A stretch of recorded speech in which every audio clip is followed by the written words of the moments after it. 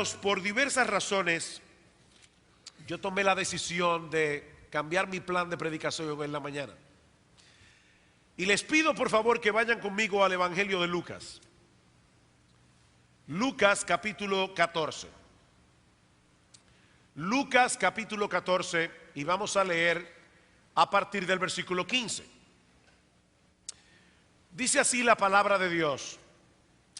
Oyendo esto, uno de los que estaban sentados con él a la mesa le dijo: bienaventurado el que coma pan en el reino de Dios.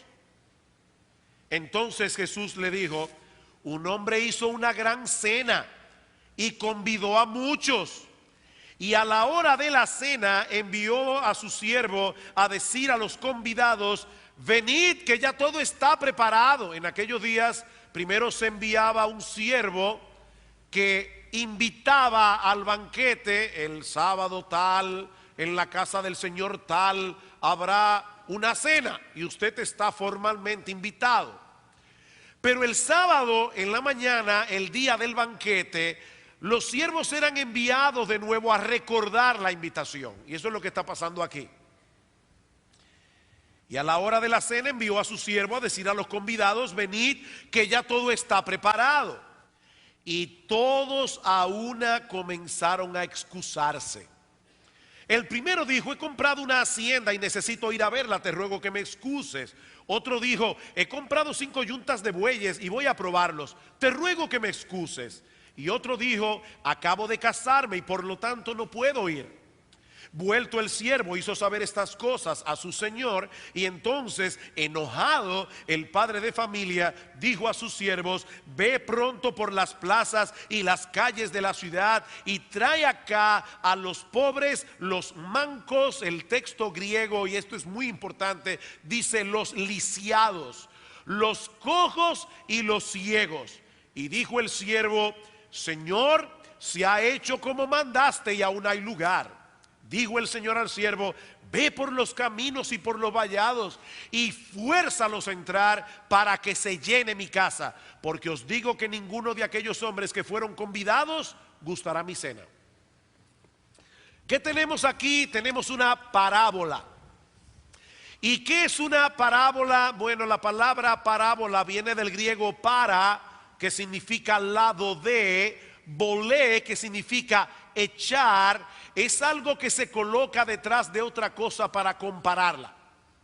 Una parábola es una historia a través de la cual el Señor, a manera de comparación, quiere darnos una lección espiritual.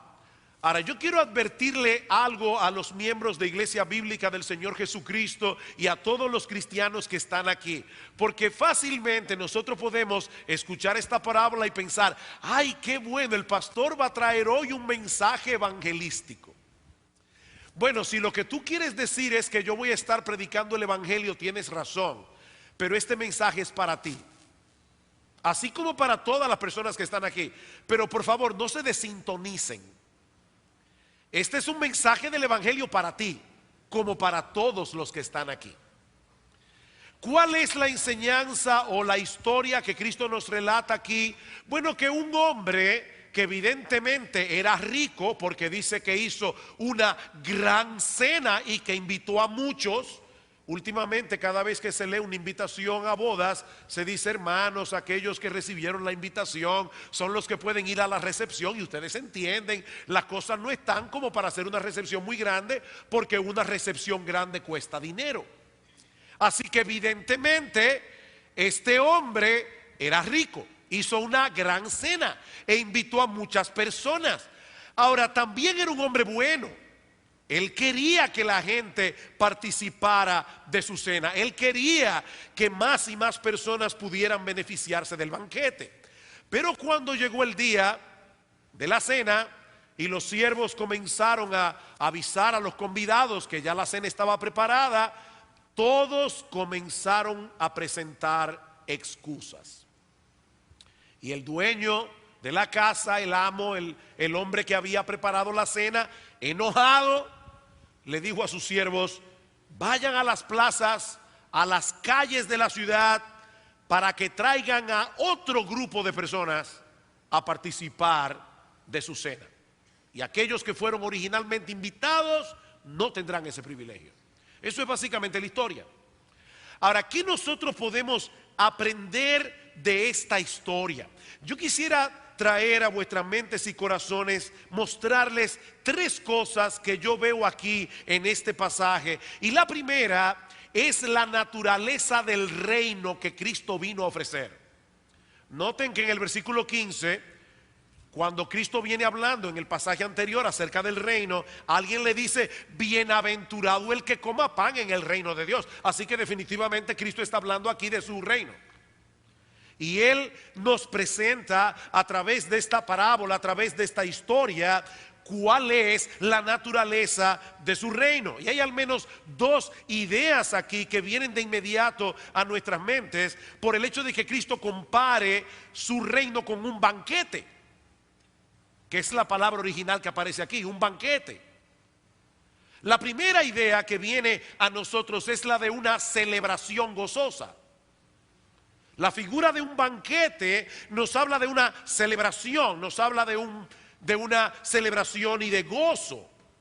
Cuando usted es invitado a un banquete, no es con el propósito de calmar su hambre, ¿verdad que no?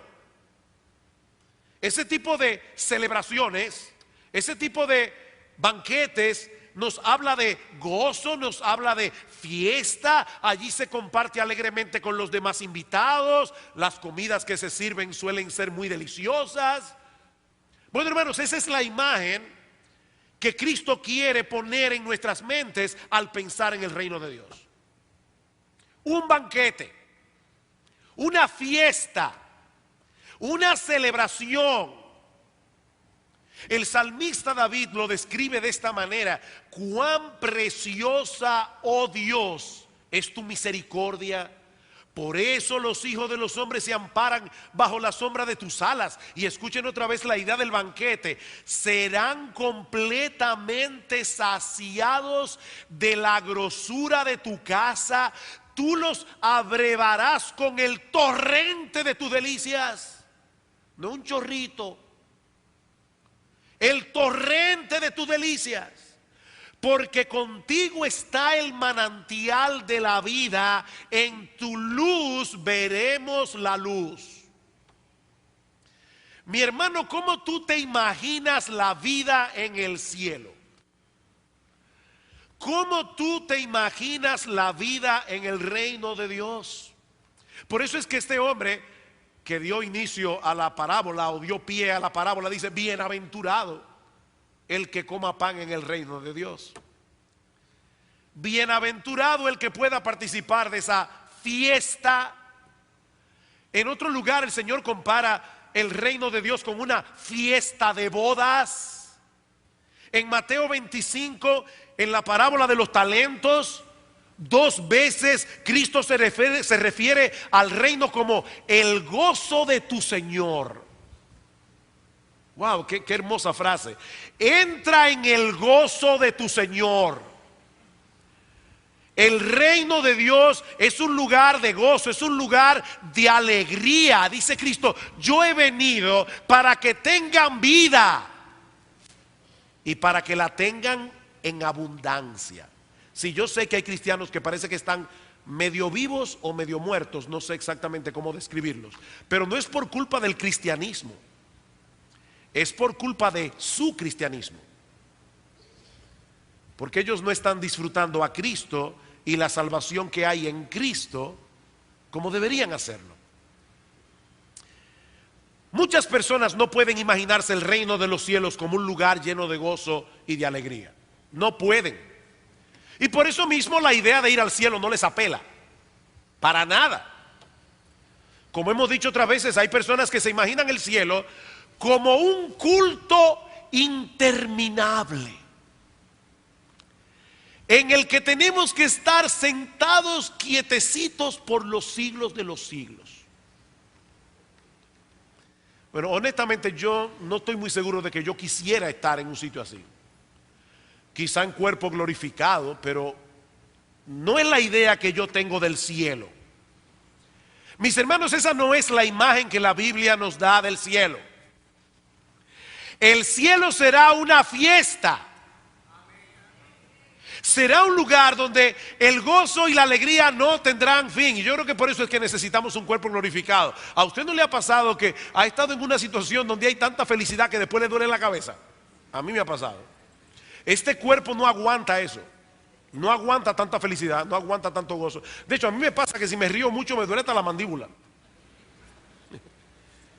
Y el cielo es un lugar de eterna felicidad, es un lugar de eterno gozo, es un lugar de eterna alegría. Hermanos, allí disfrutaremos de una comunión ininterrumpida con Dios por los siglos de los siglos. Allí llevaremos a cabo los anhelos legítimos del corazón. Yo estoy completamente seguro que aquí todos ustedes son algo frustrado. Un poeta frustrado, un pintor frustrado, un músico frustrado, un escritor frustrado, un cantante frustrado. Tal vez usted tiene muchísimas frustraciones. Yo tengo varias. Me hubiera encantado ser músico. Me hubiera encantado ser director de orquesta. Pero ni soy músico ni soy director de orquesta. Yo tengo planes para cuando llegue al cielo. Pienso estudiar música en el cielo. Y hasta tengo el maestro y todo. Le voy a pedir a Johann Sebastian Bach que me enseñe. Hermanos, el cielo no es un lugar etéreo. Es un lugar concreto. Así, concreto, como esto que está aquí, concreto. Y allí no habrá frustración, porque tendremos toda la eternidad para aprender y para seguir mejorando. Y es un lugar increíble el cielo. Ahora, esta figura no solamente nos habla de celebración, de gozo, de alegría, de comunión, también nos habla de privilegio. Es un privilegio ser invitado por alguien importante a un banquete. Me invitó fulano. ¿Sabe qué? Él y yo somos amigos, nos conocemos y él me dijo por favor que estuviera en su fiesta. Bueno, nosotros fuimos invitados por el Dios del cielo. Nosotros tenemos ese privilegio. Vamos a estar en ese grupo de bienaventurados que no solamente van a comer pan en el reino de Dios. Sin embargo, cuando llegó la invitación, todos sin excepción la rechazaron. Y eso es lo segundo que yo quiero mostrar en este pasaje. Primero, la naturaleza del reino, pero en segundo lugar, el rechazo de la invitación. El rechazo de la invitación. Y cuidado, hermanos, porque al leer esta parábola, rápidamente podemos llegar a la conclusión de que 3 personas rechazaron. Y eso no es lo que el texto dice. El texto dice que todos la rechazaron. Y Cristo da 3 ejemplos del tipo de excusas que pusieron. Pero lean el versículo 16. Entonces Jesús le dijo: un hombre hizo una gran cena, convidó a muchos, y a la hora de la cena envió a su siervo a decir a los convidados: venid que ya todo está preparado. Y todos a una comenzaron a excusarse. No fueron 3 que se excusaron, nadie fue. Hermano, ¿ustedes se imaginan eso? Un banquete todo preparado. Este hombre hizo un esfuerzo, hizo una inversión para alegría, para el deleite de sus convidados. Y todos comenzaron a decir: yo no puedo ir. ¿Y qué excusas? Versículo 18. El primero dijo: he comprado una hacienda y necesito ir a verla. Te ruego que me excuses. Perdón. ¿A qué hora es la cena? De noche. ¿Y a qué tú vas a ir a un campo de noche? Además, tú vas a inspeccionar el campo y tú no lo inspeccionaste antes para comprarlo. ¿Y qué excusa es esa? Versículo 19. Otro dijo, fíjense que son tipos de excusas. Otro dijo: he comprado 5 yuntas de bueyes y voy a probarla de noche. Otra vez, tú vas a probar 5 yuntas de bueyes de noche. Aparte de que, otra vez, tú no las probaste antes de comprarlas. Versículo 20. Otro dijo, acabo de casarme y por lo tanto no puedo ir. Oh, pero si te acabas de casar, es a un banquete que te están invitando, no es una funeraria. Trae a tu esposa. ¿Qué mejor lugar para celebrar que te acabas de casar? Ir al banquete que este hombre te está invitando. Trae a tu mujer. ¿Cuál es el problema? Hermanos, evidentemente, lo que Cristo nos está presentando aquí es la ridiculez de las excusas de los hombres. Eso es lo que el Señor está presentando. Y es lo mismo que pasa en el día de hoy. Uno predica el Evangelio. Por eso yo titulé este mensaje: excusas, excusas, excusas. Uno predica el Evangelio, le habla al pecador acerca de la salvación que hay en Cristo, y de inmediato comienzan las excusas. Los cristianos son todos unos hipócritas. Bueno, en primer lugar, ¿cómo tú sabes que todos los cristianos son unos hipócritas? Porque la Biblia dice que nadie puede ver el corazón. Que en la iglesia hay hipócritas, yo estoy completamente de acuerdo contigo. Ahora, que todos los cristianos son hipócritas. Ahora, vamos a suponer por un momento que todos los cristianos, por lo menos de iglesia bíblica del Señor Jesucristo, todos seamos unos hipócritas. Bueno, mi amigo, Cristo no era un hipócrita, y es Cristo el que te está invitando, no soy yo, no es la iglesia. Vamos a suponer que todos los cristianos de esta iglesia fuéramos unos hipócritas. Eso no elimina el problema que tú tienes con Dios. Algún día te vas a presentar delante de su presencia, vas a darle cuenta por tu vida, por tus pecados. ¿Qué tú le vas a decir? Señor, yo no acepté el Evangelio porque en iglesia bíblica del Señor Jesucristo todos los miembros eran unos hipócritas. ¿Tú crees de verdad que el Señor va a aceptar esa excusa? No, el problema mío es, pastor, que yo tengo planes de gozar mi vida ahora para convertirme después. Eso es como el niño que está en la clase de escuela dominical, están hablando acerca del rico y Lázaro, y entonces la maestra pregunta: niños, ¿con quién ustedes quieren asemejarse? ¿Con Lázaro o con el rico? Y un niño sabiamente respondió: con el rico en vida y con Lázaro después de muerto. No, pero no se puede, con el rico o con Lázaro, una de las dos. Una de las dos. Déjame decirte algo, si es a esto excusa, tú no sabes si tú podrás convertirte luego. Recuerda, mi amigo, que hay una línea que uno no conoce, que cuando uno la pasa, Dios dice: hasta aquí llegaste. Ya no habrá más oportunidad para ti. Y nosotros no sabemos dónde está esa línea. Ahora, por otra parte, déjame decirte otra cosa. ¿Tú crees de verdad que tú estás gozando tu vida?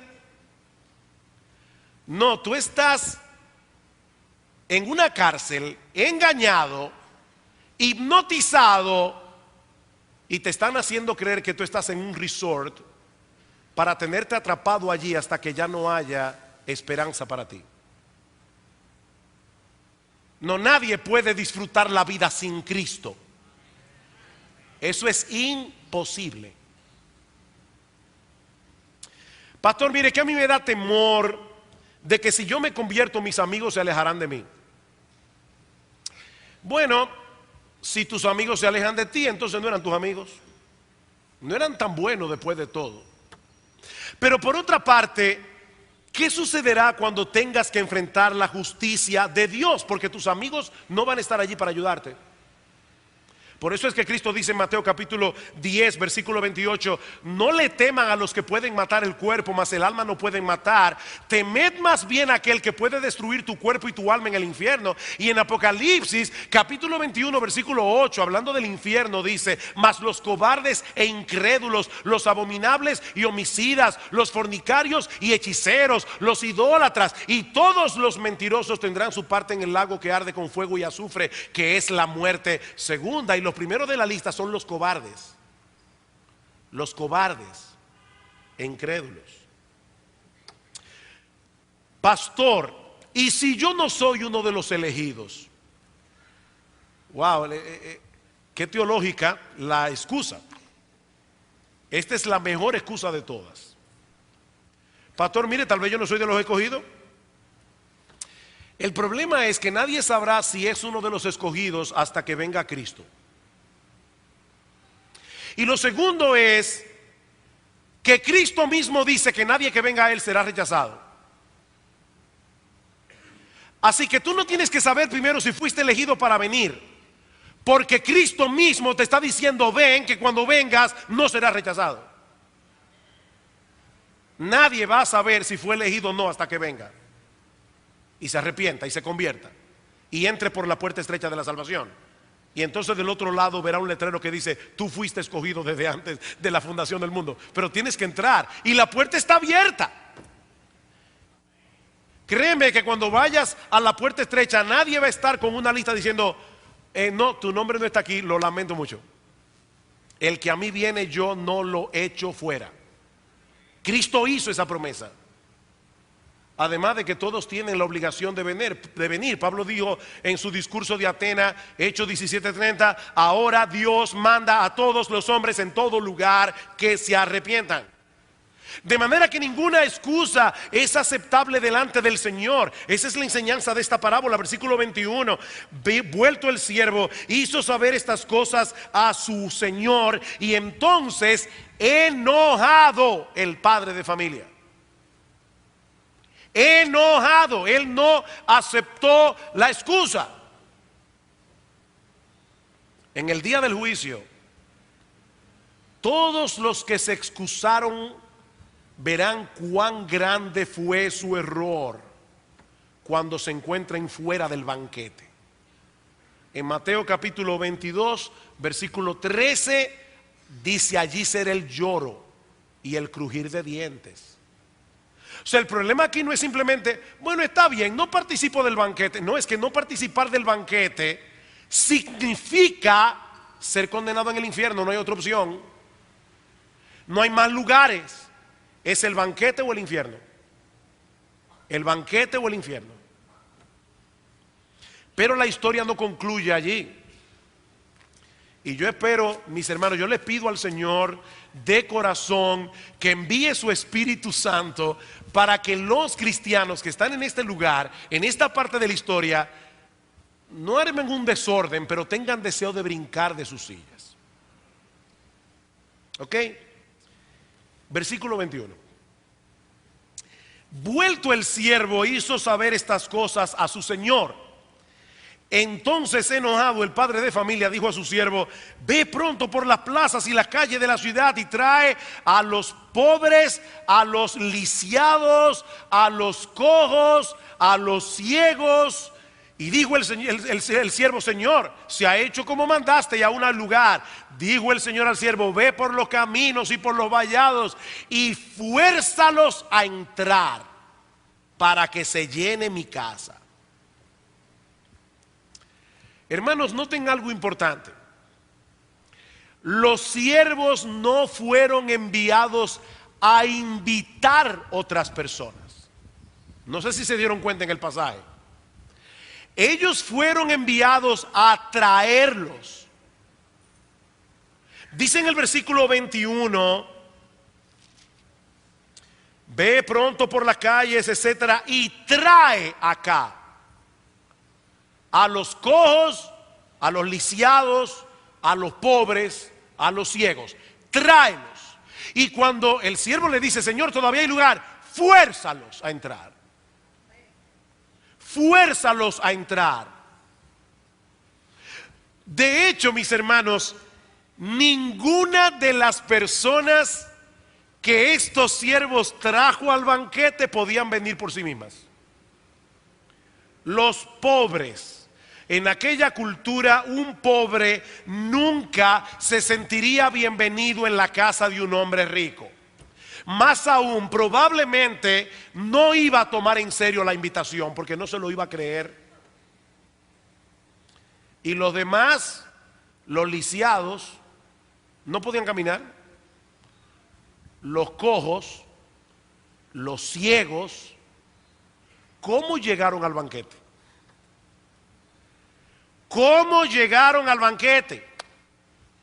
Hermanos, no era suficiente que los siervos del hombre rico llamaran a estas personas a participar del banquete, porque de haberse limitado a invitarlos, ¿saben qué? Ellos tampoco habrían ido. había que traerlos personalmente. Mis hermanos, ¿qué es lo que el Señor nos está enseñando aquí? Lo mismo que enseñó en otra ocasión a los judíos en el capítulo 5 del Evangelio de Juan. Juan capítulo 5, versículo 40. Luego de haber dicho, escudriñad las escrituras porque a vosotros os parece que en ellas tenéis la vida eterna y ellas son las que dan testimonio de mí, dice el Señor, y no queréis venir a mí para que tengáis vida. ¿Cuál es el problema? ¿Por qué todas esas excusas? Porque el hombre no quiere venir a Cristo. Pero ¿por qué el hombre no quiere venir a Cristo? Porque está muerto. Noten otra vez el texto. No queréis venir a mí para que tengáis ¿qué? Vida. Nadie tiene vida a menos que venga a Cristo. Pero no quiere venir a Cristo porque no tiene vida. Qué paradójico. Todos los hombres sin Cristo están muertos.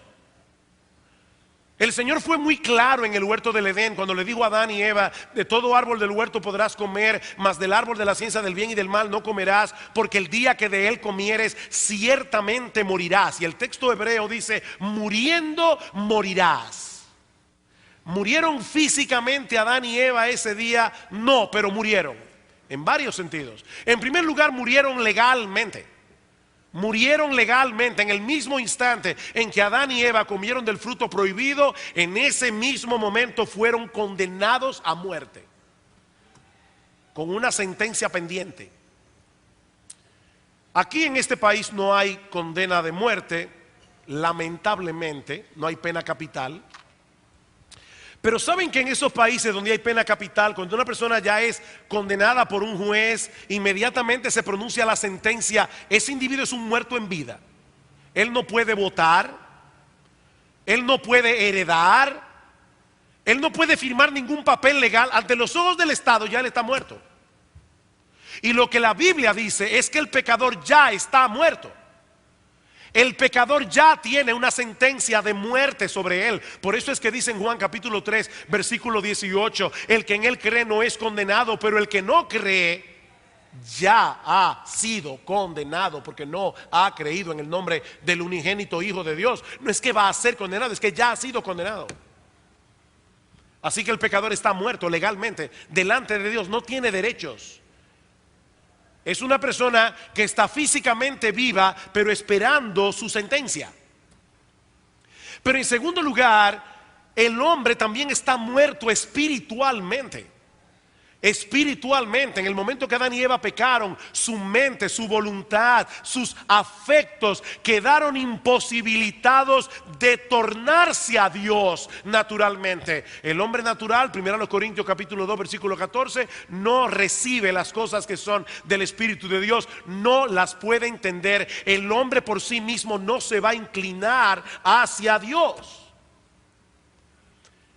Y por último, el hombre también tiene sobre su cabeza una muerte eterna, porque será condenado eternamente en el infierno a estar separado de Dios por los siglos de los siglos. El pecador está muerto, y un muerto no puede aceptar la invitación a un banquete. Alguien puede pensar que si esa es la condición del pecador, entonces nosotros somos criaturas inocentes en manos de un Dios cruel que nos está pidiendo que hagamos algo que Él sabe de antemano que nosotros no podemos hacer.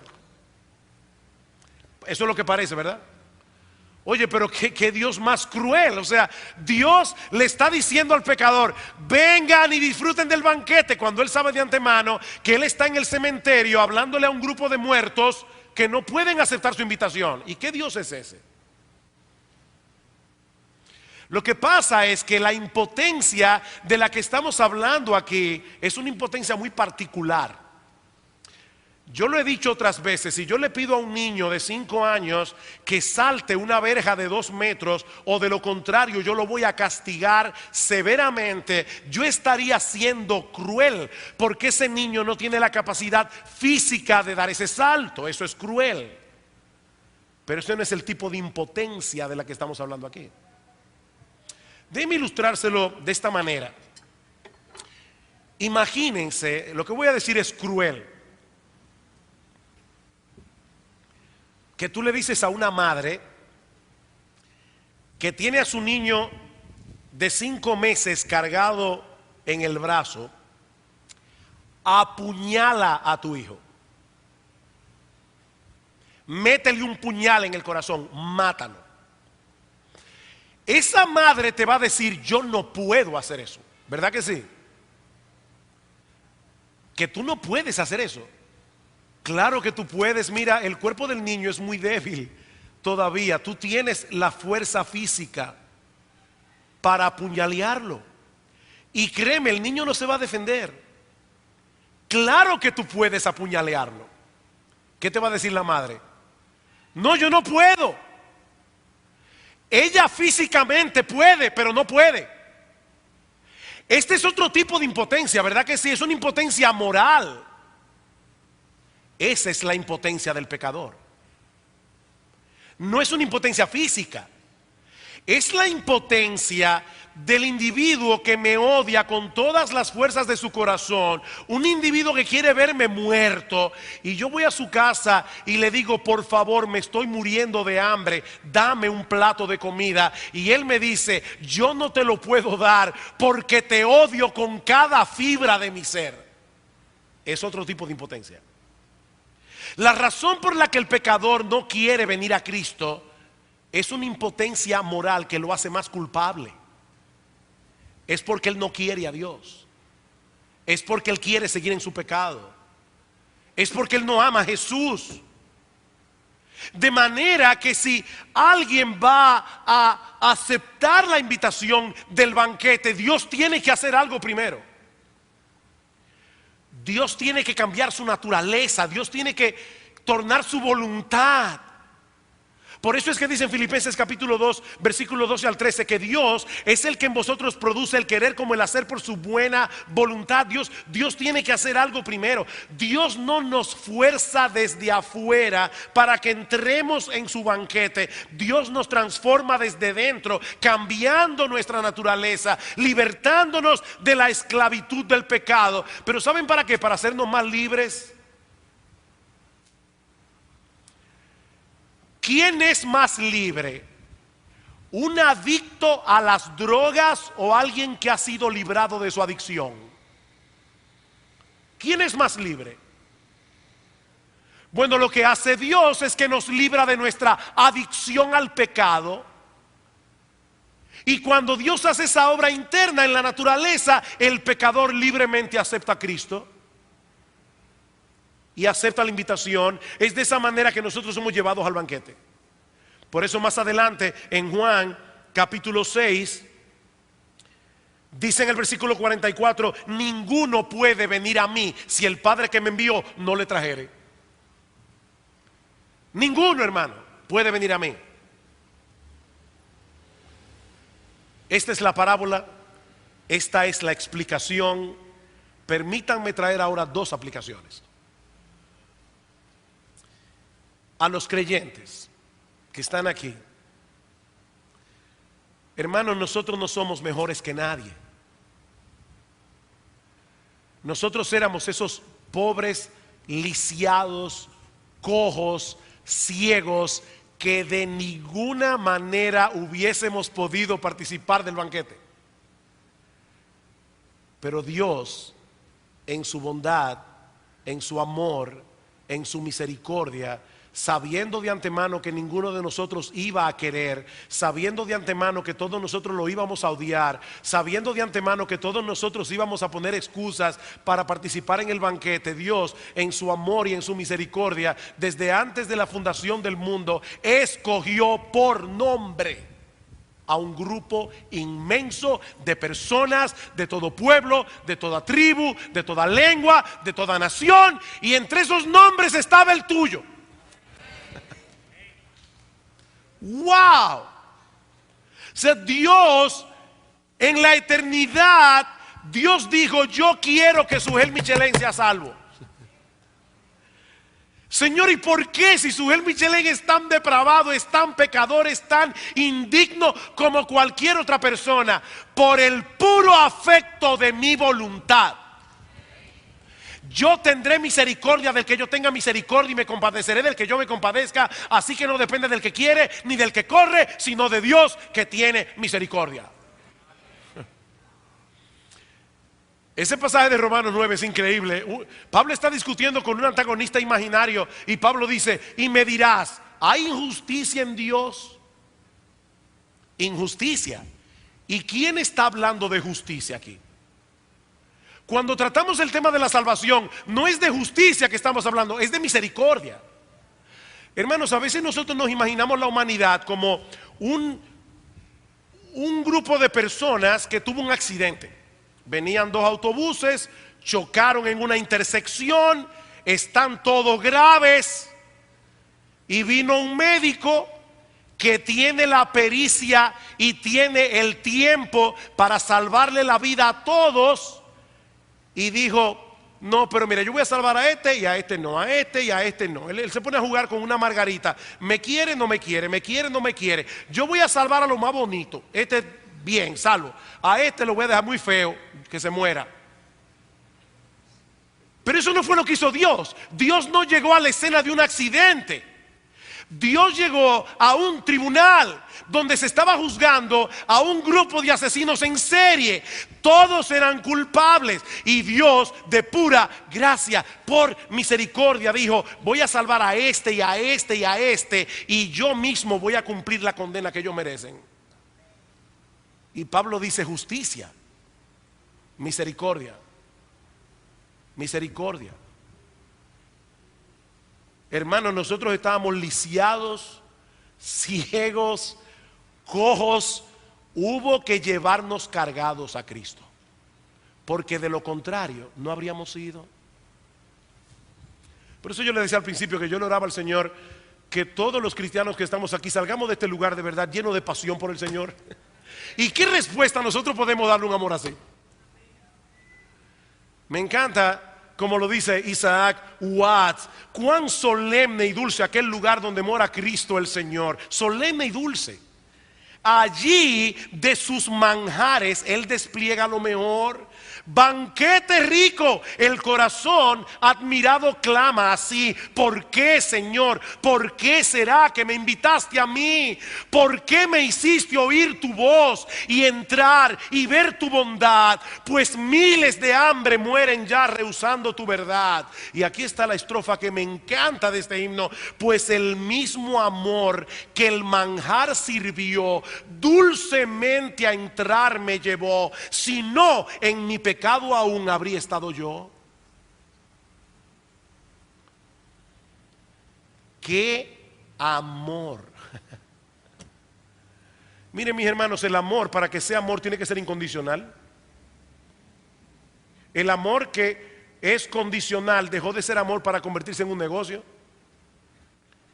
El amor de Dios es incondicional.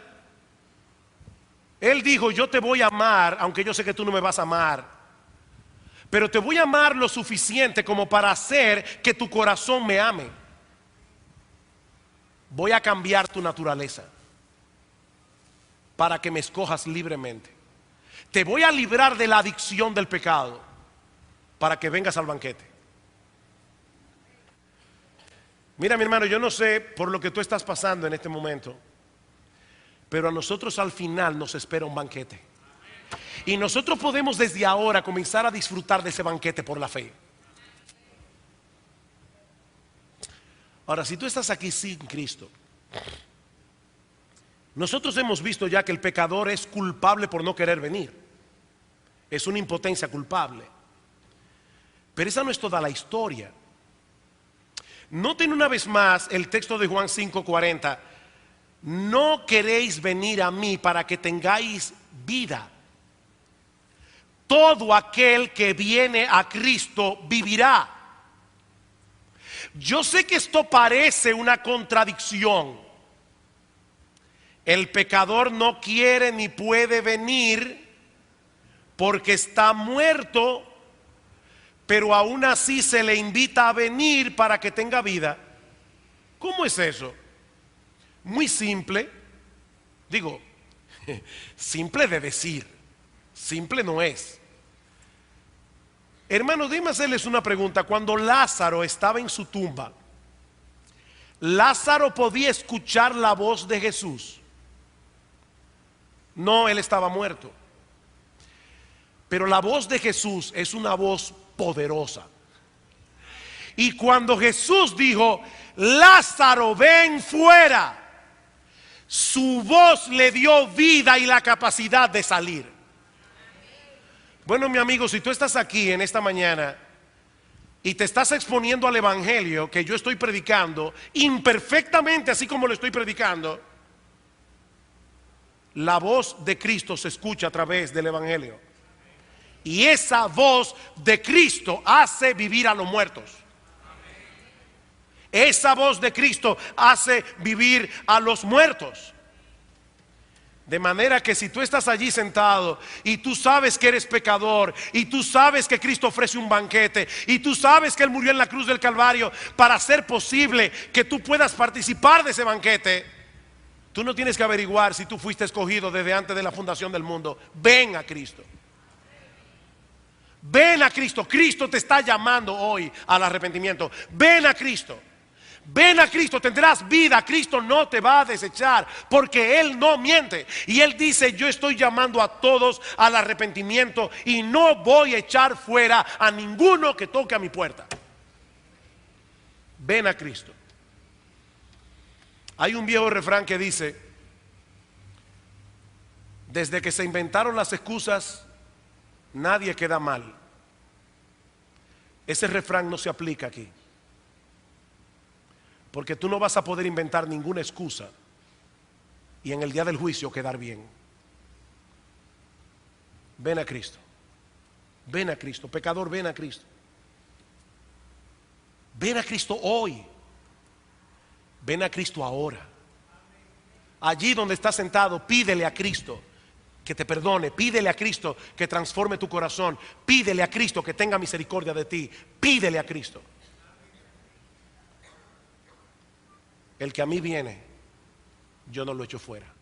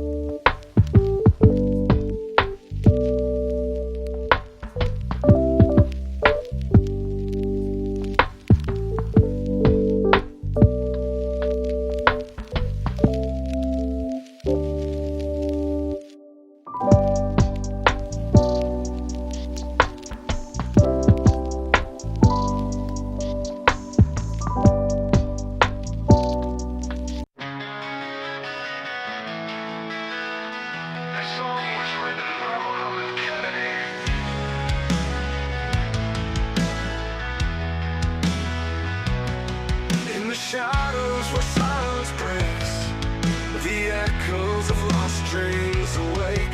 Fields once green, now stained with sorrow. Hope fades into a dark tomorrow. But we rise, we stand tall. In the face of the storm, we won't fall. With every tear, with every fight, we'll find a way to bring back the light. Whispers of peace in the chaos of night. Fading stars stars, we search for the light. Voices unite, hearts intertwine. Together we'll heal what was left behind.